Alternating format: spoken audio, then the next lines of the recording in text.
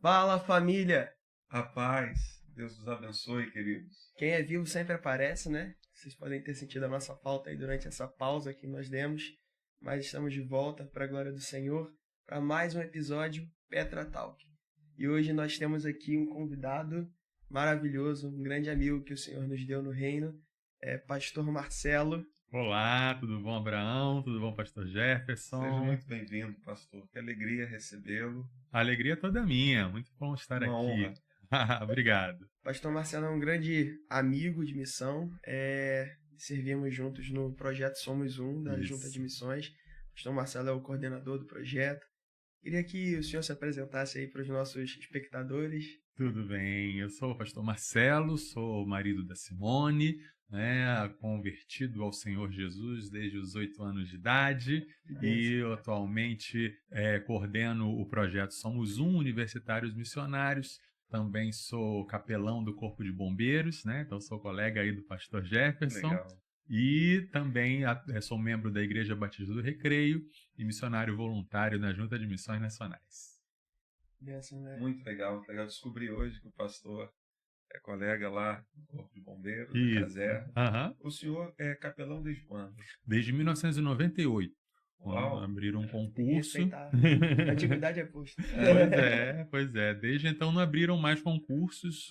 A gente sempre pede, né, para que haja mais concursos, porque atualmente eu sou o único capelão evangélico do Sim, estado do sim. Rio. Então eu atendo os evangélicos bombeiros do estado todo. Mas a gente está sempre pedindo aí, solicitando para que abram novos concursos aí. O senhor hoje está em qual posto? Major? Major. Major. Uhum. Eu tenho que prestar continência mesmo. Eu sou tenente. Tenho que prestar continência, se for o caso, numa posição de flexão, Ei, né? já pensou?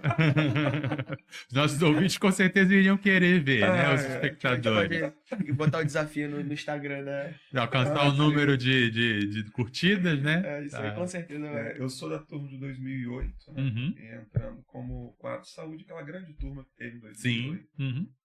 Mas, muito bom. Muito Eu bom. quase fui da turma de 2017. É verdade. O senhor direcionou a outros. Deus tinha outros planos. A outras direções. E o senhor também, depois, acabou fazendo a faculdade de psicologia, Sim, né? sim. Sou psicólogo também e atuo de vez em quando, né? De vez em quando tem alguém que deseja aí ser atendido aí e a gente vai trabalhando aí também nessa área.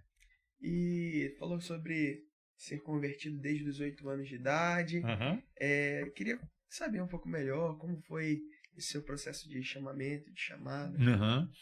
Como eu falei, aos 8 anos de idade eu me converti, fui criado num lar cristão, desde pequeno indo para a escola bíblica dominical, escola bíblica de férias, aprendendo, e aos poucos fui crescendo no conhecimento do evangelho, mas eu tinha muito medo, muito receio do que iria acontecer comigo, né, depois da morte. Ficava imaginando que Deus ia colocar minhas boas obras numa balança de um lado e os meus pecados do outro, e o que iria pesar mais. Mas aí, por volta dos 8 anos de idade, eu entendi a obra de Jesus, que Jesus fez por nós na cruz, como ele nos lava do pecado, como ele nos reconcilia com Deus, e entreguei minha vida para Jesus. Aos 15 anos de idade, eu estava naquela fase de decidir o que eu ia fazer da vida, as opções acadêmicas, o que eu iria fazer. E aí, durante um culto missionário, na época era o pastor Oliveira de Araújo, que era o diretor da Junta de Missões Nacionais. Legal. Então, um culto missionário na minha igreja, o pastor Oliveira de Araújo falou sobre a necessidade do campo missionário e como Deus chama alguns para essa obra. E aí eu senti o Espírito Santo falando no meu coração, eu quero você. 15 anos de idade. 15 anos. Legal. E aí prontamente eu falei, de jeito nenhum, Senhor. Não, como é que pode? Não, estou muito novo, eu sempre fui muito tímido, sempre fui muito retraído, assim, sofria bullying na escola, essas coisas todas. E aí eu estava com uns 15 anos, estava começando a sair um pouco da casca. Estava começando a fazer novas amizades, e aí eu achava que ser chamado por Deus ia interromper tudo aquilo. Sim, sim. Agora que a coisa está andando, o senhor me chama. Exatamente, quer dizer, eu vou para o seminário, vou ficar com um monte de gente velha que só Sim. quer saber de estudar e de pregar. Mas aí, isso eram as minhas razões, mas as razões que eu colocava para Deus eram: Senhor, eu não sei falar, Senhor, eu sou muito tímido, Senhor, eu não tenho jeito para isso.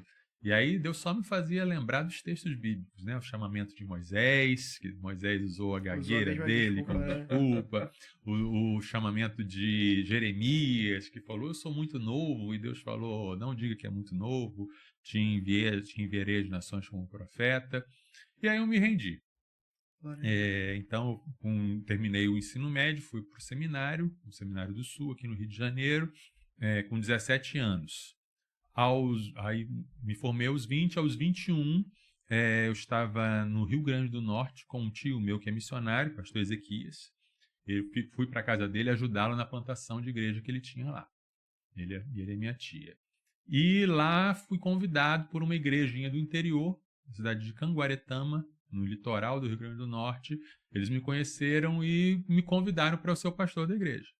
Então, num fim de semana eu 21 conheci... anos de idade. 21 anos de idade. Num fim de Rápido o semana... processo, né? Num fim de semana eu conheci a igreja. No fim de semana seguinte foi meu concílio e ordenação. E no fim de semana seguinte eu tomei posse da igreja. Que legal. Então, foi uma experiência muito, muito rica, muito desafiadora. Aprendi muitas coisas assim na prática. Coisas que o seminário não ensina, eu aprendi ali no dia a dia da vida da igreja.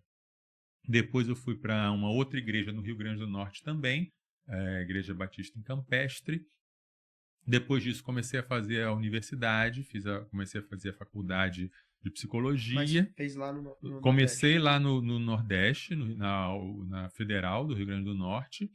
E aí depois eu senti o direcionamento de voltar para o Rio de Janeiro. Sim. Então voltei para o Rio. E aí foi nesse período que 3 coisas importantes aconteceram. Eu continuei fazendo a universidade na UERJ, conheci a Simone e fui... Olha, Deus direcionando. Deus direcionando tudo. E houve o concurso público do Corpo de Bombeiros. Né?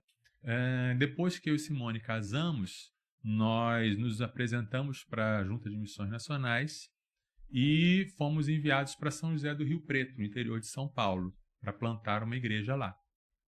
Eu tirei uma licença do Corpo de Bombeiros. Né? Eu já tinha alcançado a possibilidade de tirar 2 anos de licença sem remuneração. Então, continuei como bombeiro, mas estava licenciado, não estava recebendo o salário do Corpo de Bombeiros, e fui, então, ter o meu sustento como missionário, eu e Simone. Ficamos 2 anos e meio nessa situação, lá em São José do Rio Preto. Terminou essa licença, a gente tinha uma decisão a tomar, né? Ou eu largava o Corpo de Bombeiros para me dedicar inteiramente à obra missionária, ou voltava para o Rio de Janeiro e deixava... Nós optamos por um meio termo. Eu continuei trabalhando no Corpo de Bombeiros e continuei lá. São José do Rio Preto são 13 horas de viagem. Caramba. Então, eu saía na segunda-feira, como é que é? Deixa eu lembrar aqui. Isso mesmo. Saía na segunda-feira à noite da rodoviária, chegava aqui no Rio na terça de manhã, aí eu trabalhava na terça-feira, trabalhava na quarta-feira. Dormia ou na casa do meu irmão ou na casa da minha sogra. Aí na quarta-feira à noite eu voltava, chegava quinta de manhã e trabalhava quinta, sexta, sábado, domingo, segunda, em Rio Preto. E aí fiquei 2 ou 3 anos nessa pegada. Rotina. E o campo missionário lá e aqui, né? Porque o bombeiro também é um campo missionário. O pastor sendo o único capelão evangélico é uma responsabilidade muito grande. Né? Sim, nessa época tinha um outro colega nosso, que era o pastor Pombal, que era o pastor presbiteriano. Como ele já tinha tempo de serviço antes, ele já foi aposentado.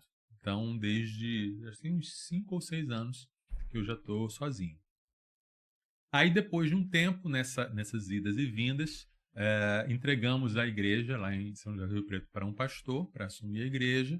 Voltamos para o Rio de Janeiro. Foi nessa época que eu recebi a proposta do projeto Somos Um, né? E aí eu passei, desde então, a trabalhar, além do Corpo de Bombeiros, como capelão além de trabalhar como capelão, trabalhei como missionário voluntário nesse projeto. O projeto Somos Um Universitários Missionários. Esse retorno para o Rio e a direção do projeto foi em que ano, mais ou menos? Chegamos em 2014. 2014. Uhum. E esse foi um projeto que a junta já tinha uma demanda, ele já existia ou ele foi iniciado nesse período? Havia ideia, havia um desejo. Houve uma vez um pastor lá de Salvador, ele chegou para o pastor Fernando Brandão. Pastor Fernando, nosso diretor de missões nacionais, né? O que a gente vai fazer com os nossos jovens, com os nossos universitários, né? Os jovens vão para a universidade e abandonam a fé, né? Não deixam de seguir a Cristo. Precisamos fazer isso. Isso ficou na cabeça do pastor Fernando. E ele comentou isso com o pastor Diogo Carvalho, que você conhece. Isso é realmente uma demanda que eu tinha percebido muito quando eu fiz a universidade. Né? Fiz a Universidade Federal de Psicologia, né? Universidade Estadual, federal lá e estadual aqui. E realmente eu percebi um ambiente anticristão, não é apenas um ambiente não cristão. Outros, ou você na medicina talvez não sinta tanto isso, né? Gente da área da engenharia, do direito não sente tanto, mas na área das ciências humanas... eu estou hoje cursando na área da sociologia. Poxa! É um ambiente anticristão. Isso daí eu declarado, né? Quando você se apresenta como cristão, dependendo da circunstância em que você se apresenta como cristão, você já passa a ser visto com algum ceticismo, com algum desprezo, como assim, não é ou tão capaz. Isso. Tão ou você intelectual. É visto mesmo como o inimigo.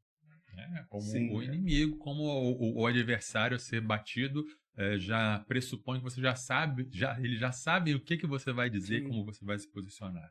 Eu costumo dizer uma analogia que o Abraão já conhece, que eu sempre faço quando vou falar do projeto Somos Um, que esse mundo universitário é um campo não alcançado, é um povo não alcançado. Não é?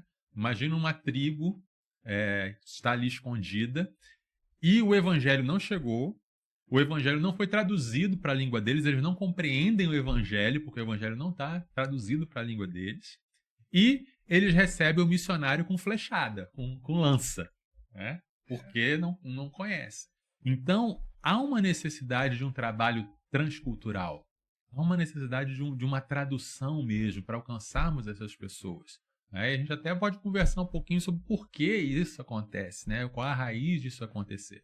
Aí eu lembro, chegando no Rio, conversando sobre como eu poderia me ser útil, e foi feita essa proposta. Olha, nós estamos querendo iniciar um projeto com universitários. Estamos vendo a necessidade de produzir uma cultura entre os universitários cristãos de que eles não vão entrar na universidade para se perder, mas eles vão entrar na universidade para fazer diferença.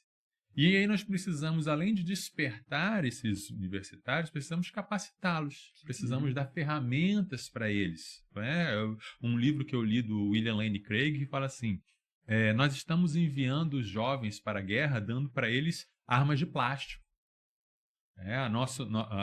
Nosso ensino é muito superficial. O jovem ele não precisa de entretenimento, o jovem não precisa de eventos que prendam ele na igreja. O jovem precisa de teologia. Precisa ser equipado. O jovem precisa ser equipado, o jovem precisa aprender a defender a sua fé.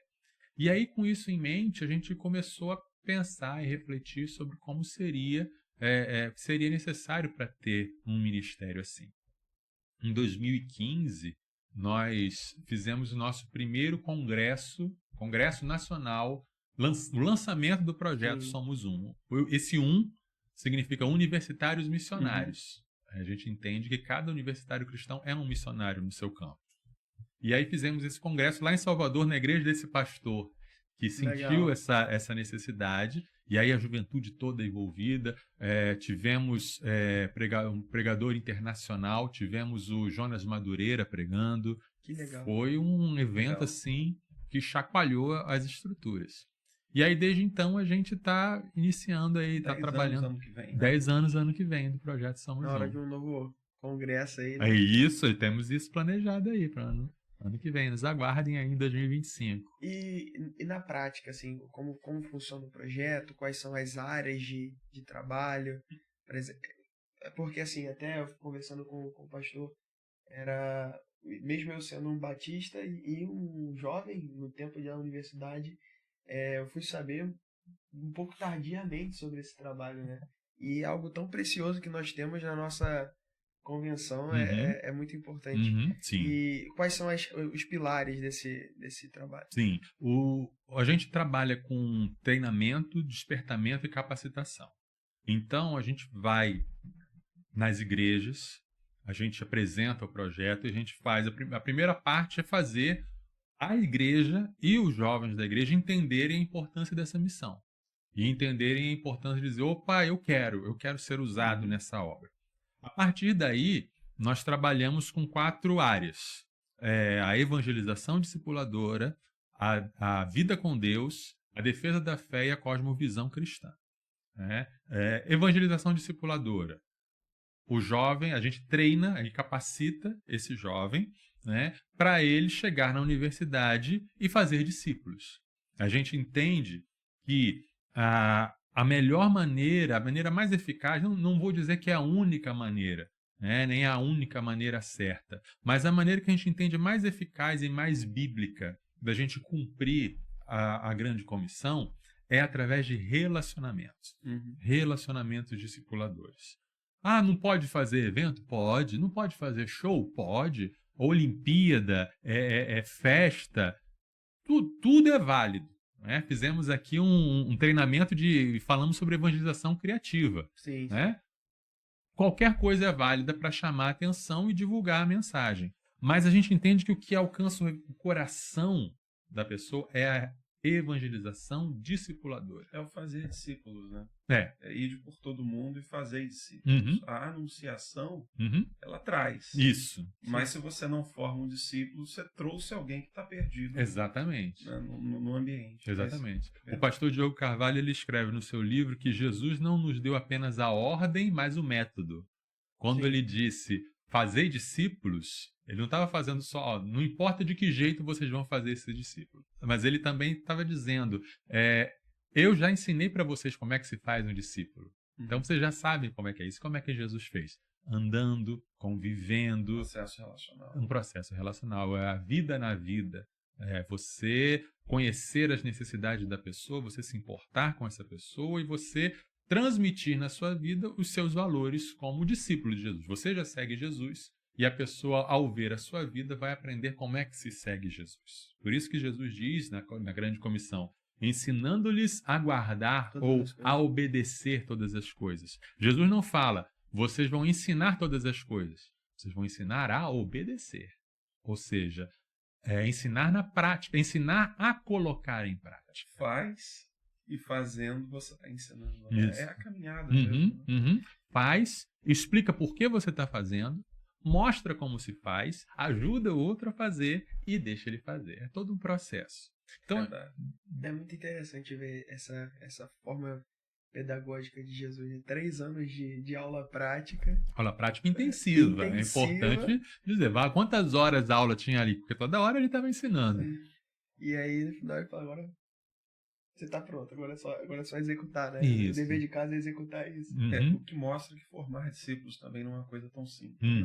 Porque se Jesus, discipulando, envolveu 3 anos... 3 anos intensivos, 24 horas... E num grupo de 11, porque o 12º... Um traiu, outro negou e todos fugiram. Na hora H, todos fugiram.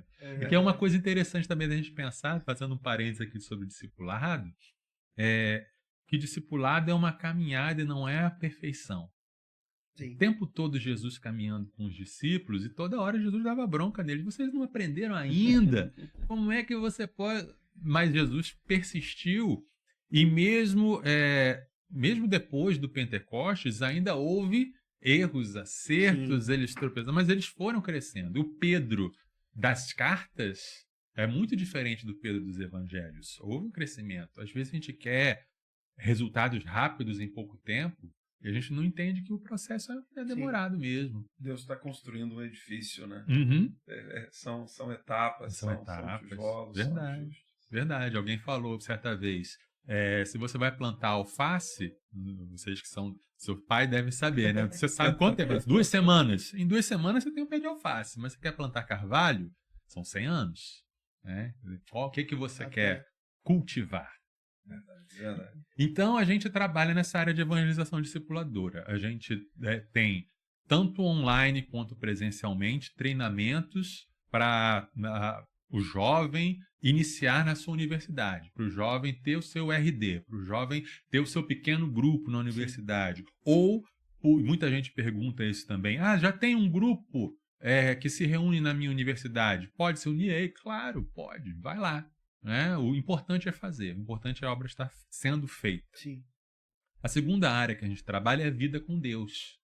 Porque não adianta você estar num ativismo se o seu coração está longe de Deus.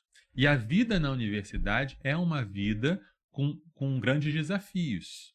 Tem os desafios intelectuais, que tem a ver com a defesa da fé, com a cosmovisão? Tem. Mas muito mais jovens caem por pecado, tentação, né? Prostituição, drogas, né? São os ídolos. Né? Tudo isso se resume a uma coisa só, o ídolo. Não é?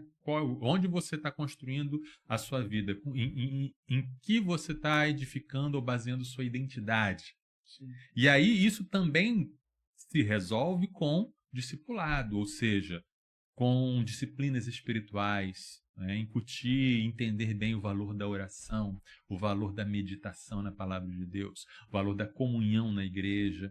Né? Às vezes o jovem ele vai para uma universidade que ele está longe da sua casa, longe dos seus parentes, longe da sua igreja, e às vezes fica aquela tentação, opa, ninguém está me vendo. Então, né? Então é importante você estar cercado, é importante você ter um grupo, uma família espiritual. Essa ideia do pertencimento, né, pastor, usando a expressão de grupos, né? O indivíduo ele está experimentando poderes que até então eram inimagináveis para um adolescente. Então o vigor físico da juventude, né? Aí uma liberdade que no contexto da adolescência, no ambiente de um lar cristão, dificilmente ele experimentaria. Quer de sair, ter a liberdade de gerenciar os horários, né? Então, é uma série de poderes, a liberdade do tempo, a gerência de recurso financeiro, muitas vezes, e ainda as potencialidades físicas ali que está num novo patamar. Isso. Né? E tudo isso se junta a uma tentação muito sutil de Satanás, que é dizer assim, olha, você estava vivendo preso. Você não estava experimentando, você não estava vivendo a vida. Agora você é livre. Agora você vai viver a vida intensamente, como se viver a vida intensamente fosse pecar. E Jesus nos diz exatamente o contrário. Eu vim para que você tenha vida em abundância. Quer dizer, viver a vida intensamente é andar com Jesus. Eu particularmente ouço muito essa mentira do inimigo sendo reproduzida pelos que a ouvem, né?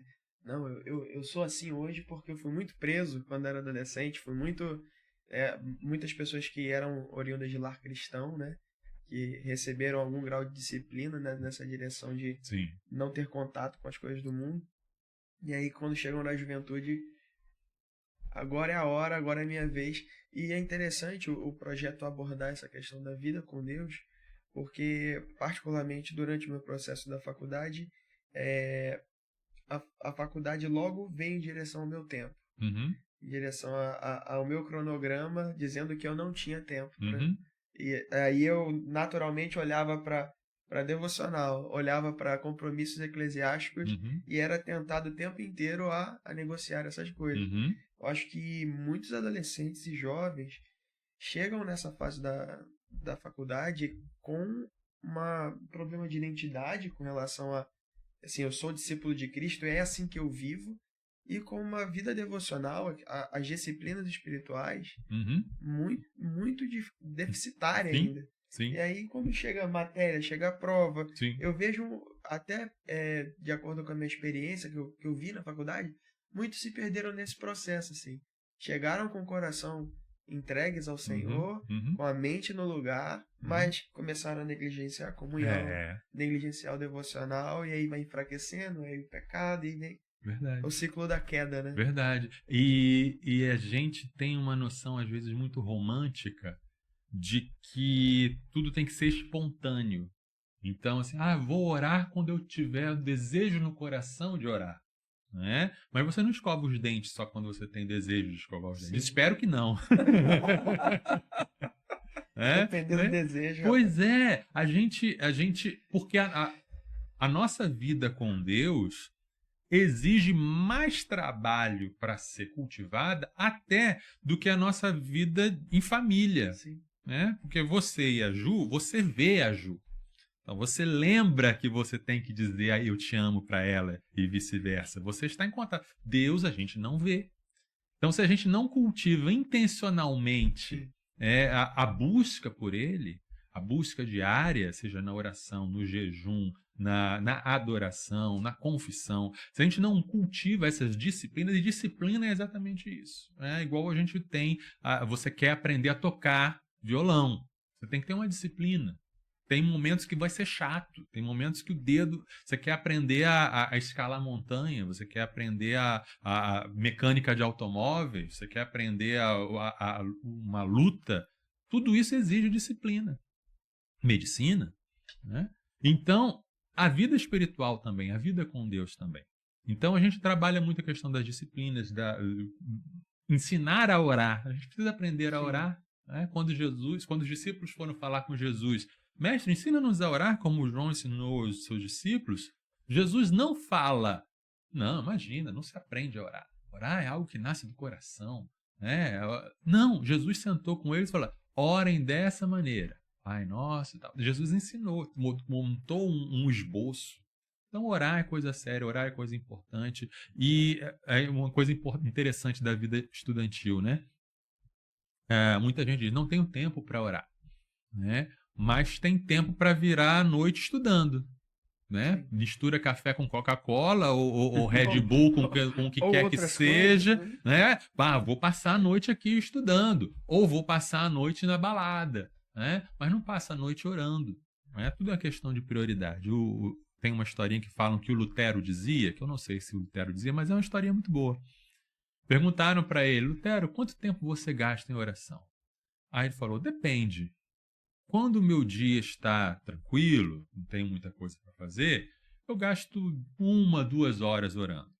Agora, quando a minha agenda está muito cheia, eu tenho muita coisa para fazer, muitas decisões a tomar, então eu oro pelo menos umas 4 horas. Né? Então, quanto mais o dia suga, mais ele precisava orar. Né? Então, a gente ensina sobre isso, vida com Deus. A terceira área que a gente trabalha é da defesa da fé, que aí sim vem a questão dos argumentos. Né? Precisamos, primeiro, o versículo que é a base do Projeto Somos Um é 1 Pedro 3,15. Estejam preparados para responder a qualquer um que vos pedir a razão da esperança que há em vós. Ou seja, há uma esperança em nós, mas essa esperança ela vem de razões. Existem razões para termos esperança. A nossa fé não está num vácuo, a nossa mente não está descolada do coração. As pessoas tentam fazer isso como se a fé fosse uma coisa só sentimental. Eu sinto que eu amo a Deus. Isso não tem nada a ver com a minha vida. Isso tem a ver com cosmovisão. Mas não, a nossa fé é razão e emoção. Amamos a Deus. Por que eu amo a Deus? Porque eu sei que Deus existe. Existe um alicerce, um fundamento. Existe um alicerce. Muito grande. Deus existe e esse mundo que é real foi criado por um Deus que é real. E eu tenho evidências disso, eu tenho convicções a respeito disso.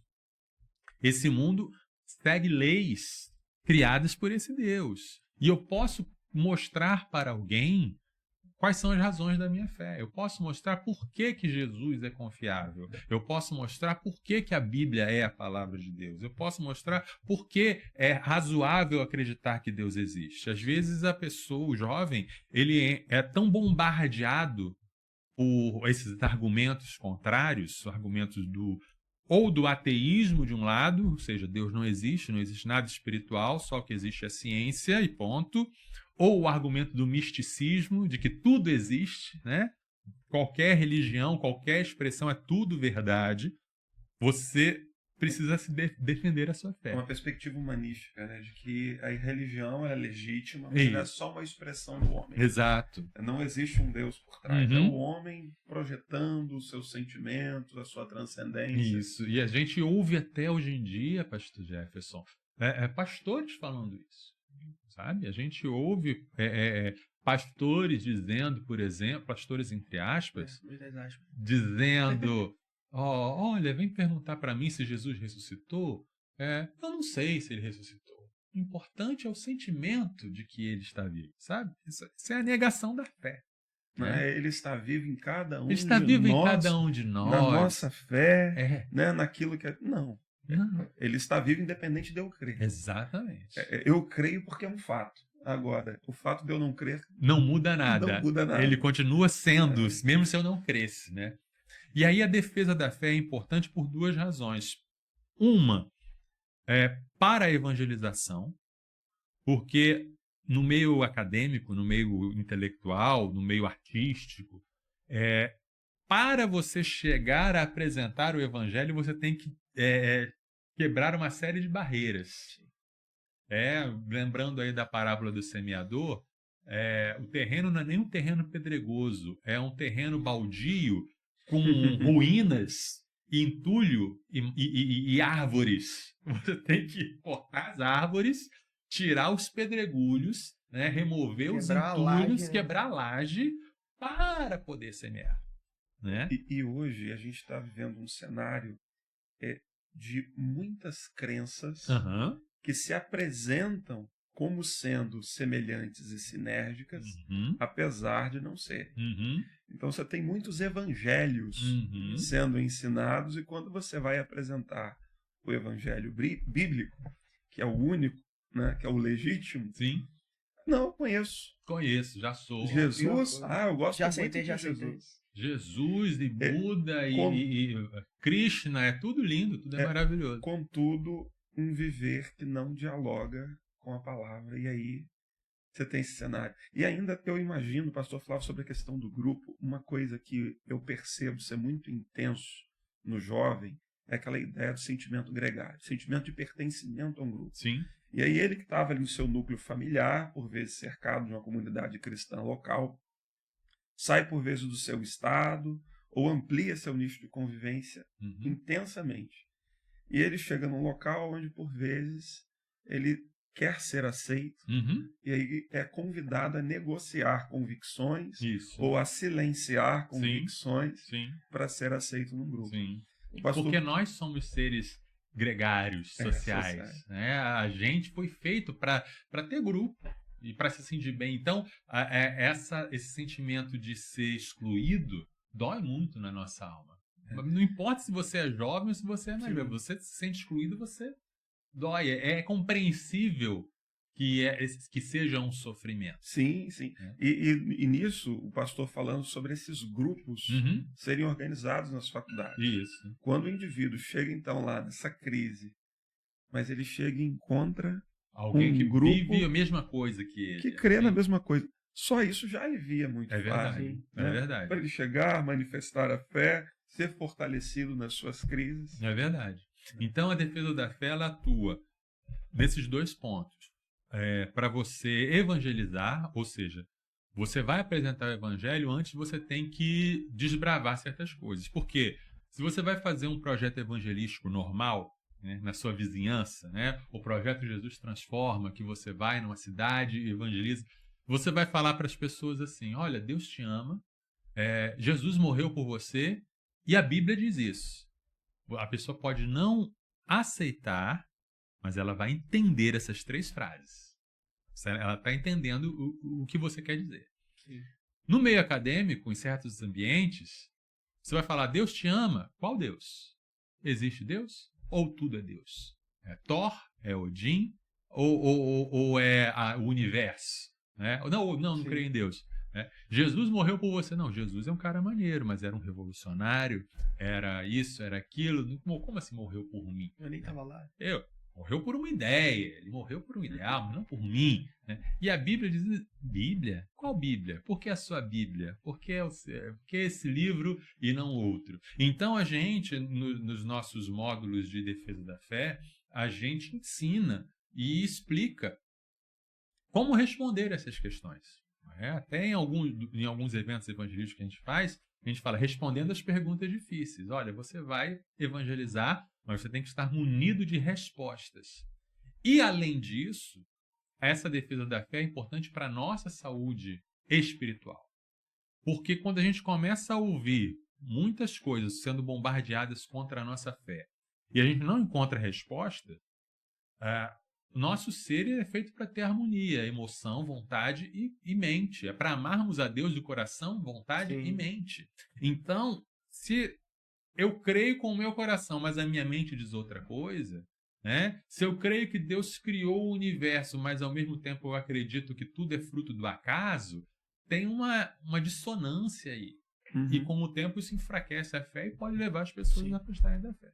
Então, entender que há razões para crermos como nós cremos e que a vida cristã, a fé cristã, ela é razoável, ela não é uma loucura, ela não é um salto no escuro, mas é a fé naquilo que eu não vejo, certo? Mas eu não vejo, mas eu creio, porque quem me mandou essa mensagem é confiável. Aí eu tenho convicção. Então, essa defesa da fé também é importante. E, por fim, temos a cosmovisão cristã, que é um entendimento do mundo com as lentes do Evangelho, com as lentes bíblicas, né? Então, a gente trabalha essas 4 áreas aí no nosso projeto, seja através de materiais impressos que a pessoa pode adquirir na livraria de Missões Nacionais, seja através de oficinas que a gente dá, materiais que são disponibilizados, vídeos, cursos, treinamentos, tudo isso a gente vai ampliando e cuidando das pessoas para que elas sejam enviadas aí nessa missão. Sobre esse último ponto, né? Sobre a cosmovisão, a gente vê que isso não é um problema só dos universitários, mas da igreja e do povo, né, de Deus nesse tempo. É verdade. O que seria isso exatamente? Isso. Cosmovisão, Abraão, a cosmo, mundo e visão. Quer dizer, é a nossa visão de mundo. Nós, seres humanos, não enxergamos as coisas como elas são. Só Deus enxerga as coisas como elas de fato são. Nós, seres humanos, usamos óculos, usamos lentes para interpretar a realidade que a gente está vendo. E essas lentes podem ser a lente da Bíblia, a lente da revelação, ou qualquer outra lente, ou qualquer outra maneira. Veja só, você já parou para pensar por que é que o número de evangélicos no Brasil aumenta mais e mais e mais, mas a nossa sociedade, a nossa cultura não muda, né? Dos últimos 40 anos, eu lembro, quando eu era criança, na escola, eu era o único evangélico na sala de aula. Sempre foi. Sempre todo mundo, né, ia para a festinha de São João e eu ficava, né? Não ia, né? Hoje em dia, não. Hoje em dia, se você pegar uma sala de aula, especialmente na periferia, você vai ter metade dos alunos evangélicos. Ou 30%, ou 40%. Agora, esse aumento no número de igrejas, esse aumento no número de convertidos, não está representando uma diminuição da criminalidade, uma diminuição nos divórcios, uma diminuição no aborto, uma diminuição da desigualdade social. Por que isso acontece? Vou perguntar e vou dar a resposta. Isso acontece porque os indivíduos se convertem de coração, mas a mente deles continua com uma cosmovisão não cristã. Eles continuam interpretando o mundo com as lentes seculares, com as lentes modernistas, digamos assim. A gente vai falar um pouco sobre isso. Por exemplo, um exemplo que eu costumo dar, em um livro que eu li. Fulana de tal, uma jovem, criada na igreja, convertida, tem o seu ministério na igreja, ela trabalha na igreja, no domingo ela está lá servindo ao Senhor, só que de segunda a sexta ela é enfermeira. E ela é uma enfermeira que trabalha numa clínica de aborto, né? E ela não vê nenhum problema entre essas duas coisas. Isso é na realidade dos Estados Unidos, né? A mentalidade de que eu sirvo a Deus no domingo, mas de segunda a sexta eu tenho a minha vida profissional, a divisão das vidas. A gente vê isso nos cultos de oração até. É isso aí. Né? Ore pela minha vida sentimental, monte pela de gato, minha vida né? espiritual, pela minha vida... parece gato, várias vidas. Né? Quando isso é uma mentira. Isso é uma armadilha mental. Quando a gente fala sobre conversão, um dos termos utilizados é a ideia de metanoia, que é a mudança de mente. Justamente. O indivíduo se converte de coração, o pastor utilizou. Uhum. Seria uma falsa conversão, seria um afeiçoamento por Cristo, mas sem uma conversão de fato. Seria uma conversão incompleta. Seria uma conversão no sentido seguinte: ele aprendeu o que é essencial para ser salvo individualmente. Ele aprendeu que Deus existe, que Jesus morreu por ele, que Jesus ressuscitou, que ele precisa se arrepender para ir para o céu, para arrepender, crer em Jesus e ir para o céu. E ele faz isso. Esse pedaço de verdade, que é a verdade que salva, ele tem. Mas a mente dele ainda não foi transformada para entender que converter-se a Cristo significa deixar Jesus ser o Senhor da sua vida. Senhor do seu dinheiro, Senhor do seu lazer, Senhor da sua família, Senhor do seu trabalho, da política, do que ele posta nas redes. Né? A pessoa está escravizada a um padrão mental duplo. Está escravizada a uma coisa que vem da Idade Média, né? de um senhor chamado Tomás de Aquino, que formulou, que era um gênio da filosofia, um gênio da teologia. Ele formulou a ideia de um universo em dois andares. O andar da natureza e o andar da graça. Uhum. Aqui embaixo é a natureza. Deus criou esse mundo que ele opera com suas leis naturais e os homens também operam nas suas leis naturais. Mas existe a graça que está além disso. É um andar superior. E nesse andar superior é aí que a igreja diz o que é verdade e o que não é.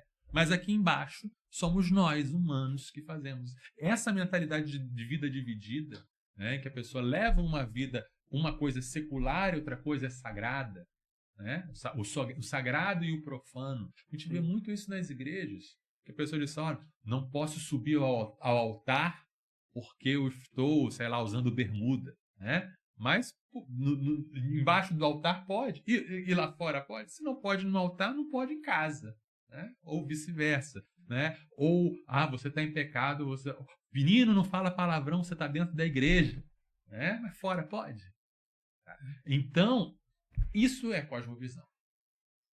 A gente procura entender de onde veio isso e por que a gente pensa de maneira tão diferente do que a Bíblia nos ensina a pensar. Tá? E aí a gente tem várias oficinas e vários treinamentos e várias reflexões sobre por que chegamos no estado que estamos, por que temos essa mentalidade. Sobre esse aumento e essa incoerência, né, dos números e da realidade, eu acho que também uma outra coisa que pode influenciar nisso é até esse aspecto evangelístico de aceita Jesus e tá tudo certo. Né? A conversão que é expressa pelos frutos, Jesus vai falar claramente sobre isso, no meu entendimento, é que verdadeiramente importa, assim. Mas até como igreja e evangelistas, muitas vezes nós, na história, cometemos o erro de falar, basta você, a senha, palavra mágica é eu aceito, isso. E a vida que segue. Agora, você realmente, usando até o termo aceito, que talvez nem seja o melhor, né? Mas eu declaro Jesus como Senhor da minha vida, alguém que realmente compreende isso, procura saber o que esse Jesus fala sobre a vida. E aí, quando ela viu o que Jesus fala sobre a vida, esse tipo de aplicação, né? essa mentalidade até das próprias igrejas, do sagrado e do profano, dos detalhes, desse farisaísmo que acontece hoje em dia também, de se apegar a detalhes e não cumprir o essencial, é deixado de lado, porque Jesus é muito claro nos seus ensinamentos sobre aspectos práticos do dia a dia, sobre fazer a vontade de Deus de verdade. Então, considerar Jesus o Senhor é mais profundo do que dizer. É verdade. É isso que o pastor falou sobre a questão do indivíduo que crê, mas que ainda não formou uma mente de Cristo. Ele não amadureceu. Né? Tá lá naquele contexto do apóstolo Paulo escrevendo a Coríntios, né? Sois carnais. Sim. Ele falava à igreja, ele falava a uma igreja dizendo, vocês têm todos os dons, quer dizer, uma igreja onde o Espírito se manifestava, e aquele que é alvo da manifestação do Espírito, a gente pensa no indivíduo convertido, Sim. mas que ainda não formou uma mente madura. Sim. Então, ele tem uma forma de pensar que ainda flerta, né? Não sei se essa é uma boa palavra, mas que ainda manifesta coisas do velho homem. Sim. O apóstolo Paulo, na sua linguagem, ele adverte muito isso, né? Verdade. Na igreja. E me parece, como o pastor falou, né? Qual a causa? Realmente, temos uma cristandade imatura. Verdade. No contexto brasileiro, da igreja brasileira, até pela forma que a religiosidade é expressa. Sim. Né? São expressões religiosas que você vê ainda uma imaturidade na cristandade como um todo. É óbvio que a gente tem pessoas maduras, pessoas em todos os lugares, em todos os contextos, né, eclesiásticos, mas quando a gente fala da massa, é um povo que se converteu, colocando, obviamente, não a totalidade, mas um grande número, e que ainda não amadureceu. E isso acontece, pastor Jefferson, porque durante muito tempo a gente aprendeu que... A gente foi evangelizado, sim, e a gente aprendeu que evangelizar é como levar pessoas para o céu. O que você precisa para ir para o céu depois de morrer? Sim. Entender que Jesus morreu na cruz pelos seus pecados, se arrepender dos seus pecados, crer em Jesus como o único Senhor e Salvador. Fez isso, está salvo. Beleza, acabou. Bateu a meta ali, né? É. Vai ganhar a comissão. Isso. Eu vou pro céu. Mas quando a gente vê os evangelhos e o Novo Testamento, Sim, e a Bíblia como um bem todo, diferente isso. o evangelho é a proclamação do reino de Deus. Né? Jesus falou o tempo todo, o reino chegou. Se tem reino, tem rei. Se tem reino, tem governo. Né? Converter-se a Jesus, receber o evangelho, é estar debaixo do reinado de Jesus. É, portanto, aprender com ele e deixar que ele governe a minha vida. E aprender com ele a cada dia como é que... E aí é óbvio que é um processo, é óbvio que a gente não vai ter uma obediência completa, mas precisa haver uma mudança de direção, a metanoia. Você estava indo para cá, agora você está indo para lá. E aí, quando a gente junta um evangelismo que pensa que é só levar as almas para o céu, com uma mentalidade brasileira, uma mentalidade religiosa brasileira sincrética, eu vou no terreiro para ter uma benção, para ter para fechar meu corpo, eu vou no mosteiro budista para meditar, eu vou na mesa branca para me comunicar com a minha vozinha falecida, e eu vou no culto. Vou na campanha de prosperidade porque eu quero empreender. Exatamente. Vai ter o culto. São os capitalistas. Quer, né? Isso é muito na cabeça do brasileiro. complexo, a gente isso, chega nesse ponto, né? Não, eu sou evangélico. Eu sou evangélico, eu tenho Jesus, eu creio em Jesus. A gente vê muita gente com linguagem evangélica, citando versículos, cantando cânticos. O mais citado, sem dúvida, é aquele: faça a sua parte que eu ajudarei. Não tá em lugar nenhum. Verdade. Mas o pessoal já cita hoje em dia, já tem pregadores evangélicos que são irritados no YouTube, que são coaches, sabe? O pessoal segue, o pessoal compartilha, recita trechos de pregação, canta cânticos, canta louvores. Há uma presença cultural evangélica já no Brasil que não dá para negar, que não dá para fugir. Porém, há essa divisão, né? Não, tudo bem, mas o meu namoro eu faço do meu jeito. O que eu faço com a minha namorada, Jesus não tem nada a ver com isso, né? O jeito que eu lido com os meus empregados ou com o meu patrão, o jeito de eu fraudar as horas que eu deveria estar trabalhando, eu estou fazendo outra coisa, né? Ou se eu posso dar um calote no ônibus, eu dou. A gente vai criando o nosso próprio reino. Por isso que cosmovisão não é uma questão somente intelectual. Sim. É uma questão do coração. É uma questão de idolatria. Submissão verdadeira. Submissão verdadeira. Porque a cosmovisão ela vai dizer o que você acha que é central no universo. Por exemplo, se você tem uma cosmovisão materialista, você vai dizer que ganhar dinheiro é a coisa mais importante. Isso é o centro. E você pode, até como você mencionou, você pode até ir para o culto para ter prosperidade. Mas o seu alvo é a prosperidade. Você vai ganhar dinheiro e nada vai te fazer perder dinheiro. Se o centro da sua vida, da cosmovisão, é o prazer, o importante é ter prazer. Ainda que seja um prazer de sentir um arrepio num culto avivado. Sim. Você sente prazer aquilo e aquilo está muito bom. Mas depois você vai ter outros tipos de prazer. E aí, o que está no centro? Né? O que é o que realmente importa? Né? Duas frases que a gente fala na nossa oficina de cosmovisão cristã. Primeira, você realmente crê que o que você crê é realmente real? Né? Isso é realmente de fato real? E Jesus, não há nenhum centímetro quadrado em toda a existência do qual Jesus não diga é meu. Tudo é de Deus, tudo é de Jesus. Jesus conquistou tudo, né? Seja o futebol que a gente bate no fim de semana, seja o gibi que você lê, seja a música que você ouve. Não estou dizendo para só ouvir música gospel, não é isso. Pode-se ouvir música que não seja gospel, pelo menos eu entendo assim, mas aquilo que está na minha playlist honra a Deus, né? Aquilo que eu assisto no streaming honra a Deus, a minha conversa com os meus amigos honra a Deus, tudo isso está servindo para refletir o senhorio de Deus, o senhorio de Jesus em minha vida, né? E é isso que é cosmovisão. A gente estava falando você falou sobre crentes carnais, né? Eu lembrei também de Paulo falando, olha, eu queria dar um alimento sólido, mas vocês estão gostando do mucilão, né? E, na versão brasileira, Herbert Richards, e aí eu lembro também de Romanos 12, falando para a gente transformar as nossas atitudes através da renovação do nosso entendimento.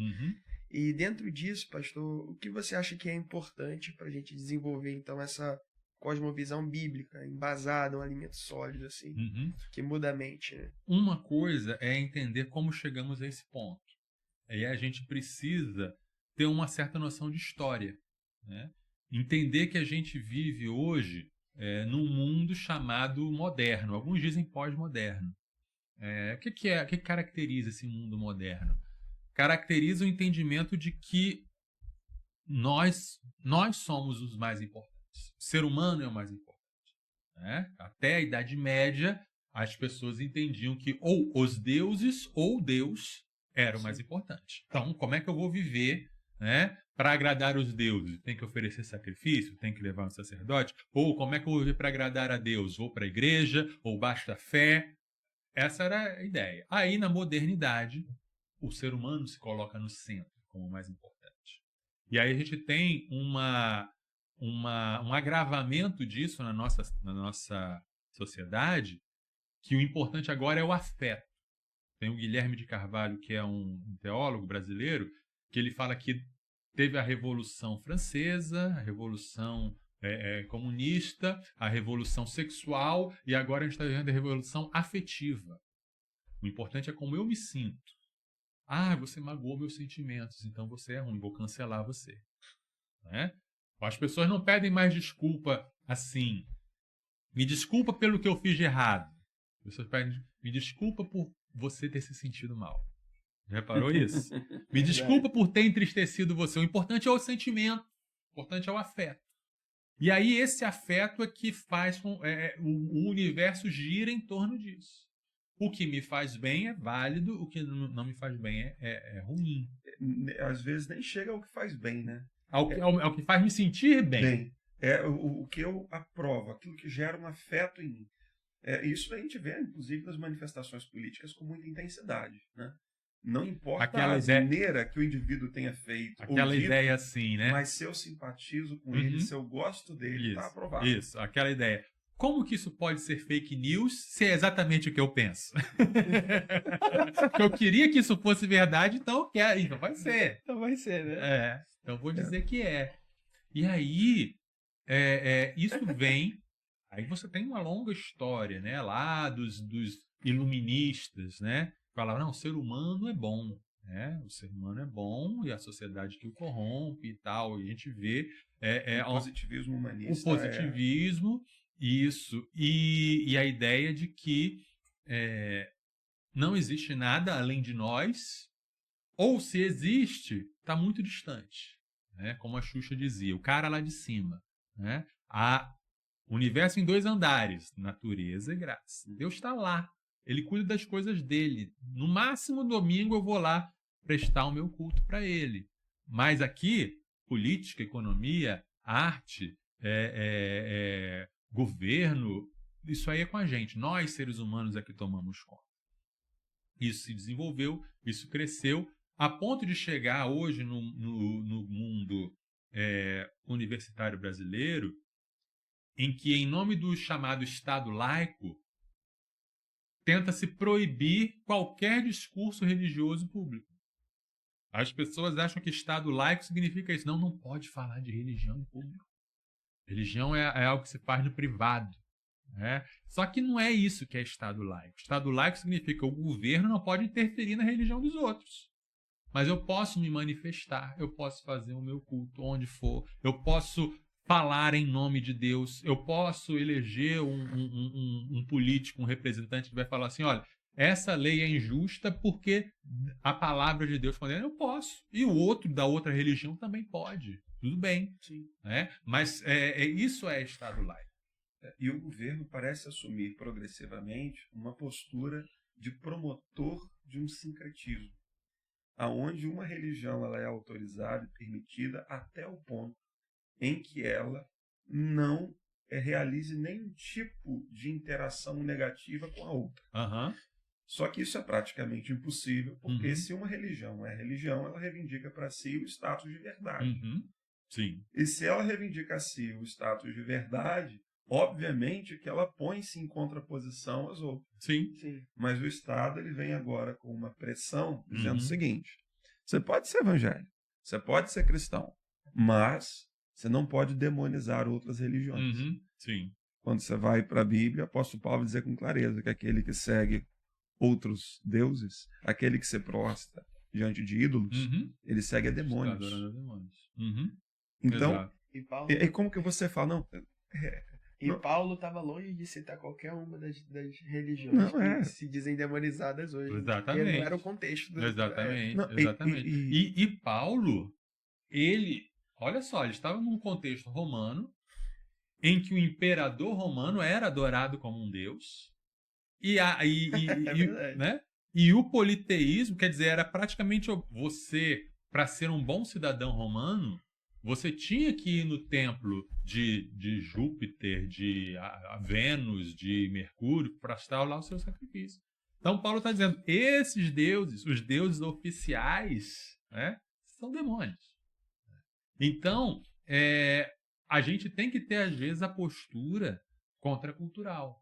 A gente precisa, muitas vezes, marcar posição realmente. Tá? O que acontece é o seguinte, as pessoas que estão no poder, que têm essa cosmovisão secular, elas pensam o seguinte, olha, esse negócio de religião é bobagem. Né? Mas se você gosta de brincar disso, brinque no seu cantinho, brinque no seu quadrado e não brigue com um amiguinho que gosta da outra brincadeira. Né? Ou então, por que vocês não brincam todos juntos? Não é tudo igual? Vocês Melhor ainda, né? Melhor ainda. Olha esse brincadão aqui. Ó. Porque essa ideia de que toda religião é igual, ou que toda religião, no fundo, fala a mesma coisa, ela é profundamente desrespeitosa com todas as religiões. Né? Porque você está dizendo, eu sei melhor do que você o que você crê. Eu sei que, na verdade, o que você crê é outra coisa, e é a mesma coisa que o que ele crê. Né? E aí entra um elo, né, que para justificação desse discurso, que é uma palavra presente em tudo aquilo que é uma expressão positiva. A palavra amor. Isso. E aí entra aquela questão, qual é a cosmovisão sobre amor? Exatamente. Porque hoje, o que você tem de cosmovisão sobre o amor, primeiro, tem um aspecto hedonista. Tem o prazer associado que o pastor falou. Né? É o prazer e ainda a questão do afeto. Como eu me sinto, quão prazeroso é esse cenário. E a outra coisa que é o amor no sentido de uma aceitação irrestrita. Isso. Amar é aceitar irrestritamente, inclusive, o direito de autodestruição. Isso mesmo. Eu vi outro dia, nas redes sociais, uma frase assim, a frase é um festival, né? Um festival de São coisas. muitas camadas, tem que ler várias vezes. São muitas camadas. A menina falava assim, eu sou cristã, já estudei muito e posso dizer, Deus é mau. Ela botou mal com L, por isso são muitas camadas. Sou cristã, estudei muito e posso dizer, Deus é mau. Se ele fosse bom, não vinha com esse negócio de castigo.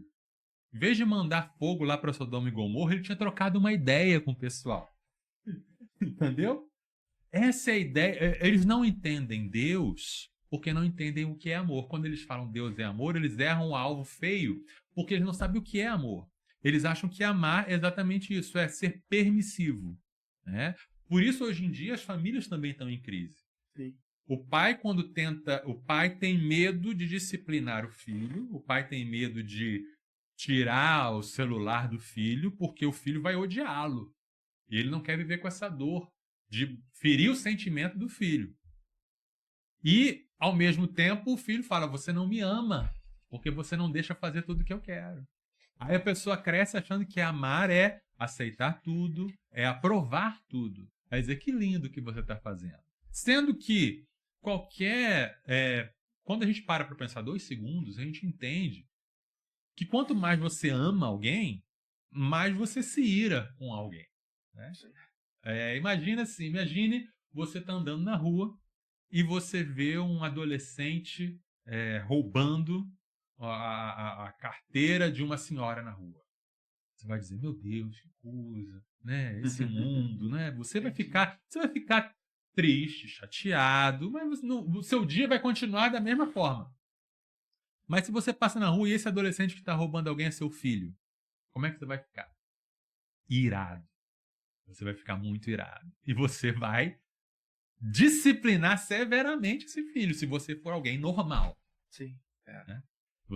Então as pessoas falam assim, até a gente evangélico, a gente fala errado quando a gente fala assim, Deus é amor, mas também é justiça. Não!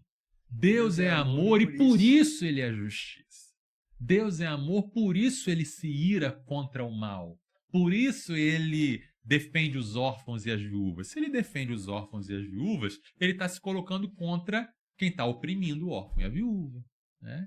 Se ele tira o povo de Israel do Egito, se ele liberta os escravos do Egito, o Egito sofreu com isso. E não foi pouco. Né? Deus é parcial, sim, porque ele vai sempre se colocar do lado do mais fraco e do lado do justo.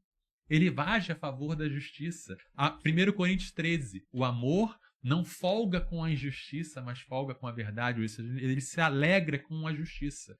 Tá? Então não existe esse antagonismo. O amor é bom e a justiça ou a ira de Deus é ruim. Nem também essa ideia de que o Deus do Antigo Testamento era irado e malvado e o Deus do Novo é bonzinho e aceita tudo. Não. O mesmo é o mesmo Deus.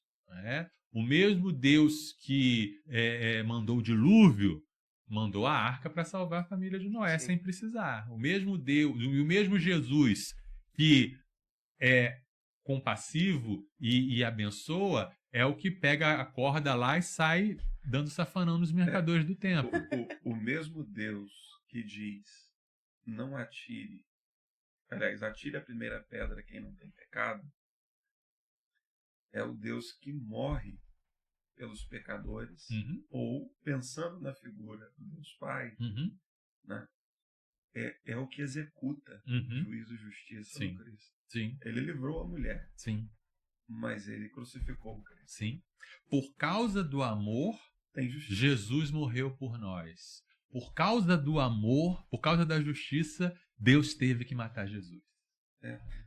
As pessoas, entra a questão da cosmovisão, né? O equívoco de cosmovisão é associar, inclusive, a ideia do amor a uma perspectiva muito superficial Uhum. e com aspectos, porque em algum grau aquele aspecto ele dialoga com a ideia do amor, Uhum. mas ele não é o amor. Uhum. E aí é que traz o problema, porque ele traz uma confusão. Uhum. Então o indivíduo pega, por exemplo, a questão do eros, Isso. que é aquela questão da atração, da paixão, o amor como desejo, e como desejo também de posse, mas também de entrega, só que muito associado à questão física. É. E aí o indivíduo diz, não, é justo. Toda forma de amor, Toda forma de amor é válida. ela é justa. Como Deus pode ser contra o amor? Porque Deus é amor. Aí você senta, vem cá, olha só. Deus não é contra o amor, não. Deus falou, pais, amem os filhos, irmãos, amem uns aos outros como eu vos amei. Jesus amou a igreja. Agora, isso aí é sexo? Se amor é igual a sexo, vamos ter um problema.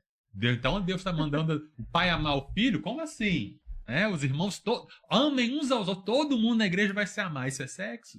Aí complica, né? Não, então as pessoas fazem a confusão, é confusão mesmo. Outro conceito nessa perspectiva são as cosmovisões deturpadas, Uhum, né? Uhum. Ou então o crente ver a realidade com cosmovisão não bíblica. Isso. Porque quando a gente fala de cosmovisão cristã, eu penso que o pastor concorda que a gente está falando de uma cosmovisão bíblica. Exato. Sim. Exato. Porque se você for entender como cosmovisão cristã a cosmovisão dos que se apresentam como cristãos, a gente já vai ter uma grande dificuldade. Verdade. Mas a cosmovisão bíblica, inclusive a Bíblia vai colocar, né? Se os teus olhos forem bons, todo o teu corpo será luminoso. Uhum. Mas se os teus olhos forem maus, Uhum. grandes serão as trevas sobre ti. Uhum. Os olhos, como sendo janelas da alma, eles, na capacidade de ver as coisas e de interpretar o mundo, nos conduz num caminho de luz ou num caminho de trevas. Uhum. É interessante que no pecado, lá do Gênesis, né, os olhos foram modificados. Uhum. A capacidade de ver as coisas com simplicidade, como são, se tornaram olhos complexos. Né? Ali você teve uma alteração da cosmovisão de Adão e Eva. E a gente está com uma cosmovisão. E mesmo antes, né? Eva viu que o fruto era agradável à vista, saboroso. Começou pelo olhar. Ela viu, aí desejou e aí comeu. E aí foi escalando. O olhar cristão, ele precisa ser desenvolvido. E aí a Bíblia vai colocar, né? Errais por não conhecer as Escrituras, nem o poder de Deus. Como aclarar esses olhos? Isso. E aí a gente vem a outra pergunta que o Abraão fez. A gente pode imaginar a cosmovisão como uma moldura. Cosmovisão bíblica, como cosmovisão cristã. Uma moldura de um quadro ou uma janela e tem com 4 lados. E esses 4 lados são criação, queda, redenção e consumação. A história, a vida, o universo é uma história, uma narrativa que tem 4 atos. Criação, a queda, a redenção e a consumação. Diferente da cosmovisão oriental, por exemplo, que vê a história como um ciclo, tudo está sempre se repetindo, tudo volta ao início, a cosmovisão bíblica não. Tem um ponto A e tem um ponto final. Tem o início e tem o fim. né? E aí começa com a criação, ou seja, estamos vivendo no mundo bom que Deus criou. Deus criou, Deus é a fonte, é a origem, é o designer, é o criador, né? Então é um mundo criado e que existe separado de Deus e que não é Deus. Hoje em dia está muito comum essa história de orar para o universo, né? Vou pedir para o universo me mandar um sinal. Universo. A lei da atração. A lei da atração, né? Universo, eu sou um com o universo. Não, o universo não fala nada. O universo não diz nada. O universo é algo criado. E há um criador. E esse sim tem mente, vontade, desejo. E Deus criou esse universo, um universo bom. Um universo cheio de beleza, cheio de criatividade. E aí a gente já começa a pensar várias coisas. Por exemplo, a nossa responsabilidade ecológica, nossa responsabilidade de cuidar da criação de Deus, porque tem muito cristão que acha assim, esse mundo vai virar fogo mesmo, então não tem problema eu jogar lixo no rio, não tem problema eu comprar o animal selvagem que foi traficado não sei da onde. Não, é o mundo que Deus criou, é bom, né? O trabalho é bom. Uma coisa que vem da cosmovisão medieval é que o trabalho foi o castigo que o homem teve. Né? Não, antes de haver pecado já havia trabalho. Né? Deus colocou Adão no jardim para cultivar e guardar. O trabalho ele não estava associado ao sustento. Mas era um trabalho que era um valor em si. Ele era o prazer de estar fazendo aquilo, as potencialidades que Deus tinha te dado. E aí, a profissão mais antiga do mundo não é aquela que todo mundo diz, né? É jardineiro. Adão e Eva, cuidando do jardim. A cosmovisão cristã nos ensina, então, que Deus criou um mundo bom, um mundo ordenado, um mundo que tem tem leis que devem ser respeitadas. E aí entra a questão do casamento, por exemplo. Né? Quando perguntaram para Jesus se era possível, qual a razão para o divórcio e tal, e não sei o que, carta de divórcio, Jesus falou, não foi assim no princípio. No princípio criou Deus o homem e a mulher, e os dois para viverem uma só carne, até que a morte os separe. Então esse é a lei, é o modo como a coisa foi feita. Né?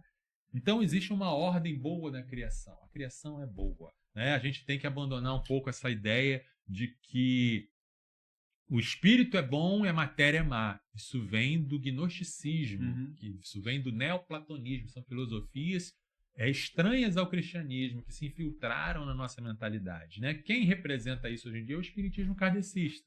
Não, a matéria é a prisão do espírito, e o espírito vai evoluir, vai sair daqui. Mas a Bíblia não ensina isso. A Bíblia ensina de um Deus que criou a matéria e a matéria é boa. Agora, a segunda parte da moldura é o pecado, é a queda.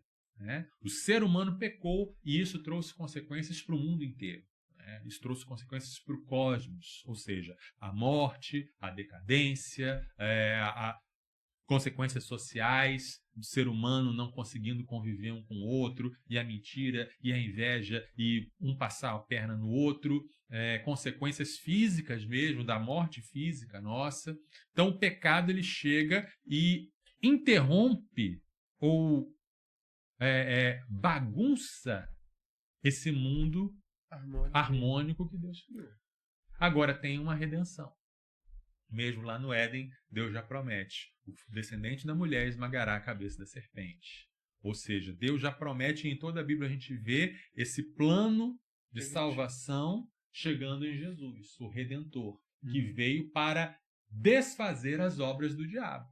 Né? Desfazer, ou seja, o reino de Deus é um reino que restaura e que conserta e que vira tudo de cabeça para cima.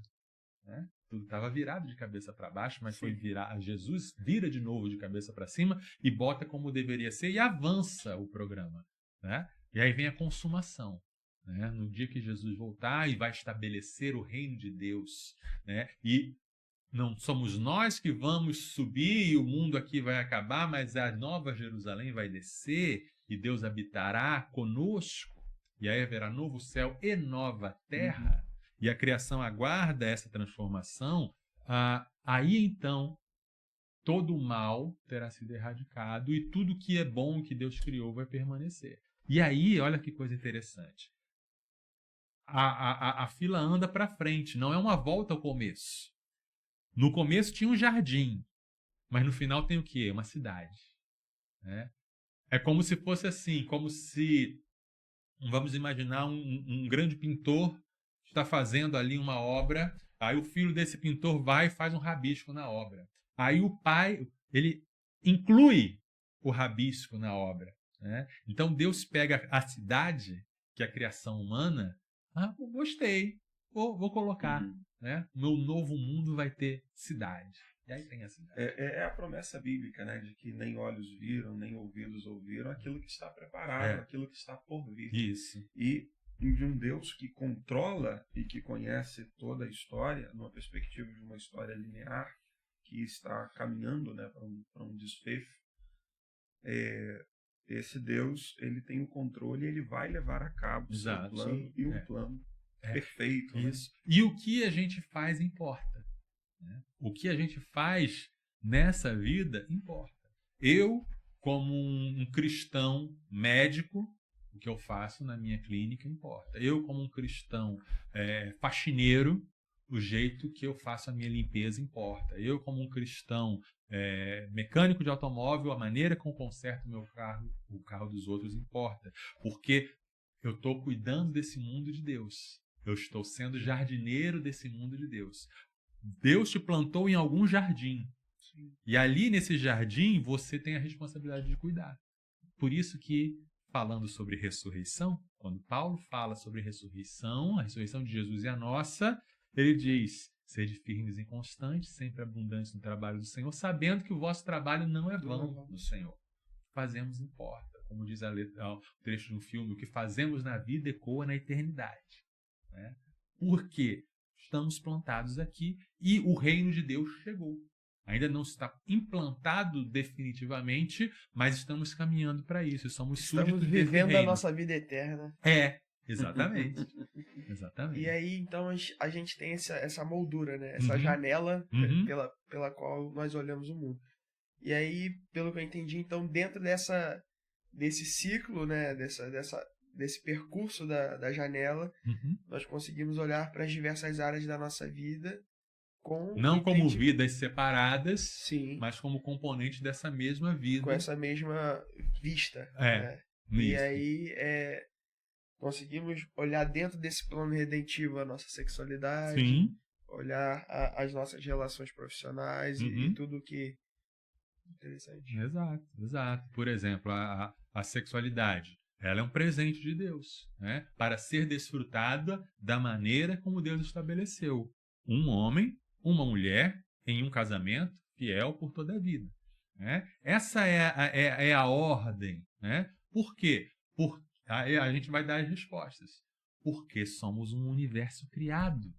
Tem um Criador. Quando se quer romper com a cosmovisão bíblica, uma das primeiras coisas que se quer romper é que não tem um Criador. Não tem um Criador, portanto vale tudo. Né? A ideia, a ideia, por exemplo, de que Nietzsche fala muito isso. Olha, a vida não tem sentido. A vida não tem sentido. Então cabe a você fazer com que a sua vida tenha sentido. Como? Do jeito que você quiser. Se eu não me engano, você volta para... acredito que seria o Epicuro, né? A questão do conceito de inclinamento, que é de inclinação. Aí ele vai para o jardim dos prazeres, né? Que era um conceito filosófico que ele trabalhava. A vida não tem sentido, como o pastor falou. Então, o que te inclina ao prazer, você deve seguir aquilo. E a pessoa começa então a dar vazão aos seus desejos, às suas vontades. Isso. E dentro da cosmovisão cristã, essas vontades estão caídas. Exatamente. Não é... Ele não pode dar vazão às suas vontades. Isso.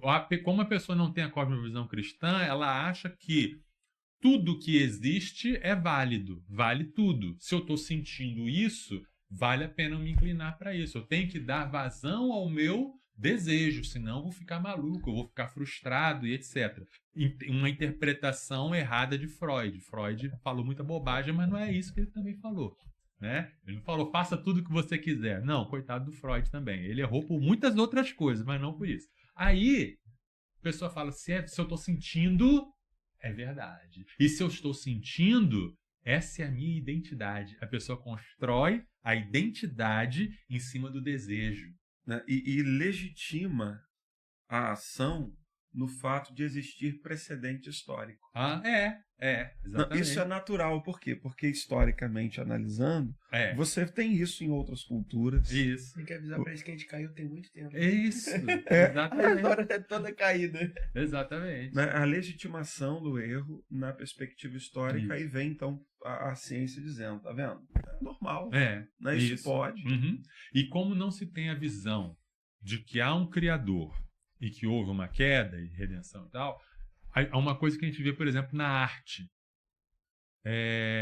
Eu já tive a oportunidade de visitar museus e ver museus de arte antiga até o Renascimento, que é aquelas coisas lindas. A gente fica deslumbrado. Por quê? Porque o objetivo da arte antigamente era alcançar a beleza. Ou seja, eu olho para o mundo, eu tento fazer algo tão belo quanto o que eu vejo no mundo. A partir da modernidade, a partir de Picasso, a partir dos impressionistas e tal, isso mudou. Não tem uma ordem para ser copiada no mundo. O importante é ser criativo. O importante é ser original. O importante é fazer algo. A arte deixou de ser a reprodução da beleza que existe para ser a criação original. Quanto mais original, mais artístico. E aí a gente vê coisas muito feias. E a gente vê muitas coisas que não tem sentido, mas quer dizer, é original. Eu nunca vi um negócio desse. Realmente é original. Mas esse é o valor da arte que passou a ter. De alguma forma também, o sentimento que eu tenho sobre a arte, numa perspectiva clássica, antiga, e o pastor falou sobre o período ali medieval, né? Sempre tentando buscar esse divino. O divino transcendente como sendo ali a expressão do que há de perfeito, de belo. Isso. A Semana de Arte Moderna, né, um dos marcos é o mictório na parede. Isso. Como uma obra de arte. Uhum. A sensação que causa no espectador passa a ser a motivação do artista. Uhum. Mesmo que essa motivação mesmo que essa sensação produzida seja nojo, desconforto, aí o cara se sente, alcancei meu objetivo. Eu fui numa exposição de arte recente, minha esposa, eu e as crianças. Em algum momento a gente até evitou algumas obras, mas numa obra tinha uma frase obscena. Uhum. Dizendo que não é possível citar a frase, né? Mas tentando fazer uma paráfrase da frase, né? Dizendo que uma forma da prática sexual é bom. Uhum. Tá? Então, estava lá em letras garrafais, num quadro, dentro de uma galeria. Uhum. Meu Deus. Então, a gente ficou assustado. Sim. Estávamos com crianças que sabem ler, então para evitar a leitura. Depois até essa obra foi retirada. Essa obra foi retirada da galeria, não sei porquê, mas imagino que pessoas tenham protestado.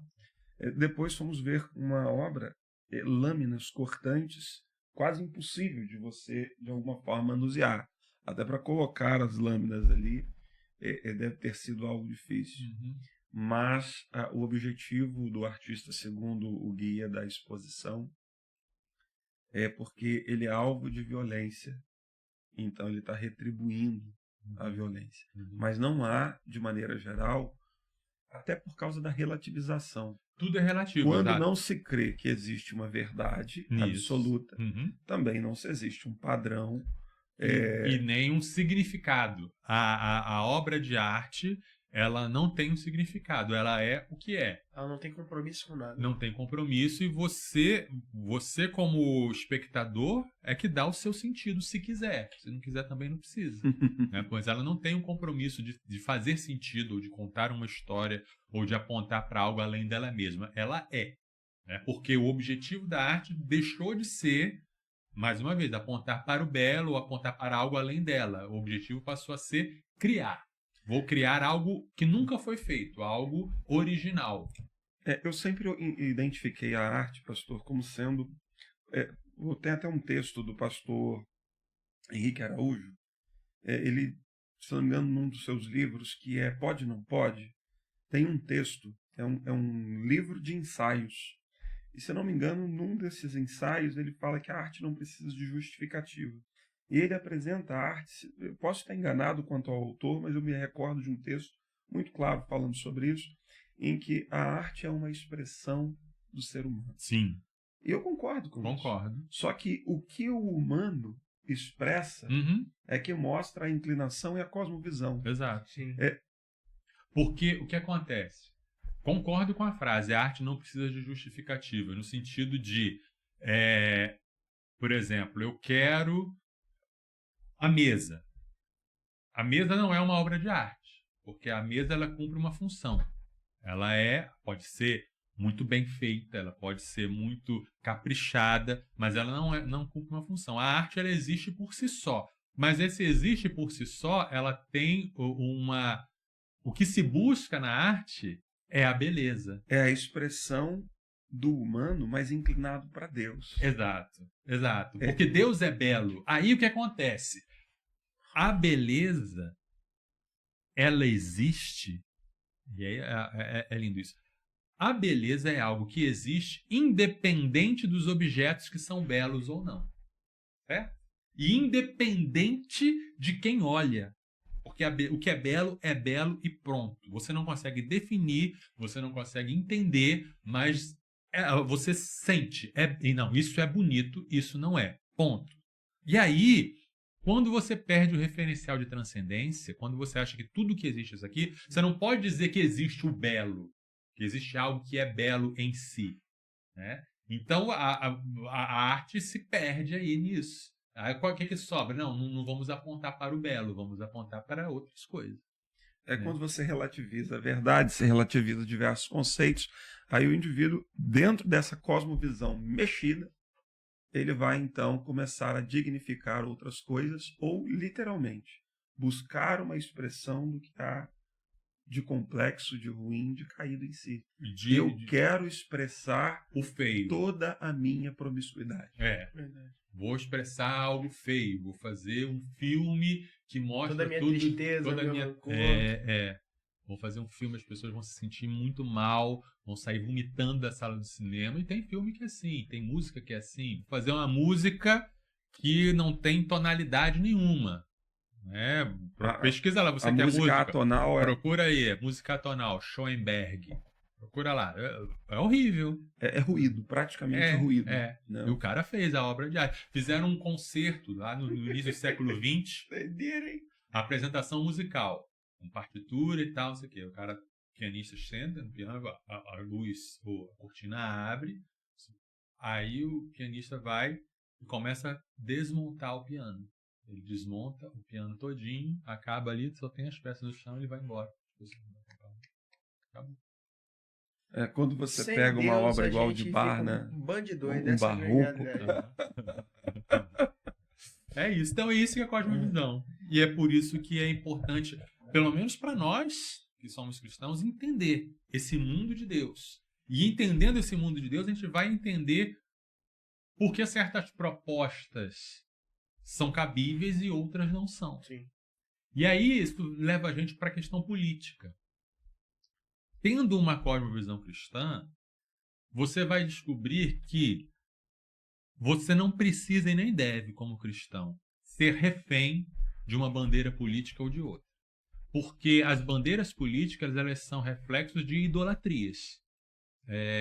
Por exemplo, o liberal é alguém que entende que a liberdade é o valor fundamental.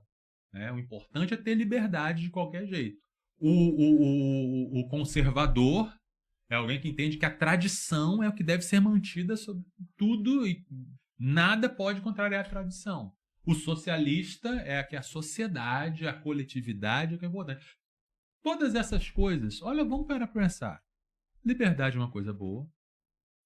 Tradição pode ser uma coisa boa. sociedade, sociabilidade, são coisa boa. Mas qualquer coisa na criação que você pega e elege como o valor fundamental se torna um ídolo. É um ídolo. E aí, nós como cristãos não podemos ser idólatras em política. Nem com pessoas, nem com projetos, nem com partidos, nem com ideologias. Então vai ter coisa que algum político vai apresentar que a gente vai dizer assim, opa, tá, isso aqui eu apoio. Tá, se você for fazer esse projeto aqui, isso aqui tem a ver com meus valores cristãos. Mas do outro vai... Não, isso aqui não. Isso aqui eu não posso apoiar. Né? Aborto, por exemplo, é uma coisa que nenhum cristão pode nunca apoiar, porque é um valor básico, fundamental, é a vida. Né? Mas tem outras coisas que, não, esse partido aqui, mas tem isso aqui que eu não gosto. Você sempre vai achar coisa que você não gosta, que você gosta, você vai escolher o menos pior, mas você não pode esquecer dos valores que a Bíblia apresenta. O valor da vida, o valor de Deus, o valor da verdade. E não eleger salvadores da pátria. Né? Porque quando o indivíduo ele começa a olhar as pessoas, tem dois aspectos aí. Vou dar uma volta um pouquinho maior. Tem dois aspectos. O primeiro é de não cumprir a orientação bíblica. A orientação bíblica de julgar profecias e não profetas. É verdade. O indivíduo ele precisa olhar o que é expresso, o que sai individualmente. Se uma pessoa fala a verdade, é verdade, independente de quem diz. É verdade. Ao passo em que se alguém que eu gosto muito e até admiro diz uma mentira, aquilo é uma mentira. E a gente está fazendo exatamente o contrário. A gente está defendendo pessoas independente do que fazem. Só pelo afeto. E aí, quando você tem... o famoso passar pano para tudo. Verdade. Né? Quando o indivíduo tem a sanidade de olhar as ações, as expressões, pelos frutos os conhecereis, de não ficar julgando, porque o pessoal hoje está condenando. Né? O indivíduo que está, vamos dizer assim, no grupo A, todo mundo do grupo B para ele é a pior espécie que existe. E vice-versa. Mas espera aí, será que eu estou avaliando passo a passo, ação a ação, partindo dessa moldura de uma cosmovisão? Né? Então, se o indivíduo cumprir a orientação bíblica de julgar aquilo que é feito, aquilo que é dito, e não as pessoas, já dá para ele se posicionar com equilíbrio em muitos cenários. Né? E segundo, ele sai dessa frustração. Todos os que esperavam que Jesus fosse um líder político se frustraram e traíram Jesus. Sim. Né? O indivíduo hoje, se ele simplesmente assumir uma postura de equilíbrio, julgando o que é produzido, e ainda de ter expectativas no céu, numa redenção, no Cristo bíblico, aí ele consegue viver com mais tranquilidade. Né? Porque o reino de Deus não vai se estabelecer por programas e políticas humanas. Força, violência. E violência. Né?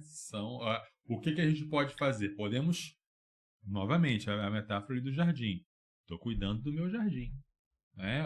Eu posso dar uma melhorada aqui no meu jardim? Posso. Né? Posso construir uma cerca melhor, uma cerca viva. E Deus quer que você contribua com o jardim. Não é para deixar do jeito que está. Não é para enterrar o talento. Faz o seu melhor para o seu jardim. Mas não tenha a expectativa de que você vai fazer o céu na terra. Porque é Jesus que vai fazer o céu na terra. Quando ele vier na segunda vez. Quando ele vier na segunda vez, ele vai vir sim como um Messias político. Ele vai vir para reinar, ele vai vir para destruir seus inimigos, ele vai vir para governar e julgar. Né? Mas até lá, né, estamos aqui como testemunhas do reino que virá, que já veio e que virá. E essa guerra, né, que as pessoas pensam no Armagedon, a guerra santa, né? É assim, e mandará descer fogo do céu e acabou o problema. Destruirá com o sopro de sua boca. É o poder, né? As pessoas estão pensando numa guerra em que dura, né?